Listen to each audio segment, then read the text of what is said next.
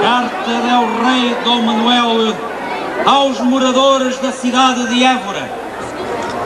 A vós, moradores da muito nobre e sempre leal cidade de Évora, eu, El Rei, vos envio muito saudar.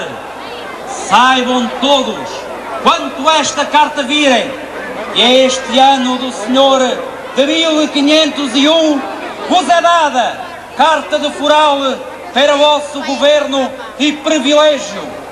E disto mesmo foram avisados vossos vereadores e juízos para a boa governação que dela hão de fazer continuadamente.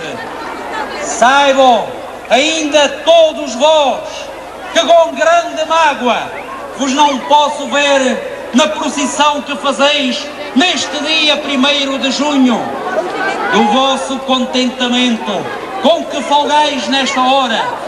Folga vosso rei de saber, estando longe, e mais se apraz, de saber que vossos filhos mais pequenos estão reunidos em tão grande número na festa que em sua honra a Câmara ordenou fazer.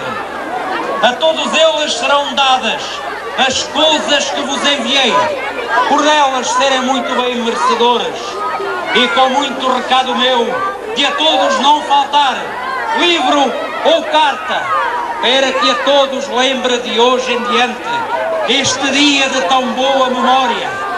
E todas essas coisas serão dadas em pessoa nos fidalgos de minha casa, até ao final desta mesma festa. Escrito em Lisboa, aos 21 dias do mês de maio do ano de 1501, é o rei Dom Manuel.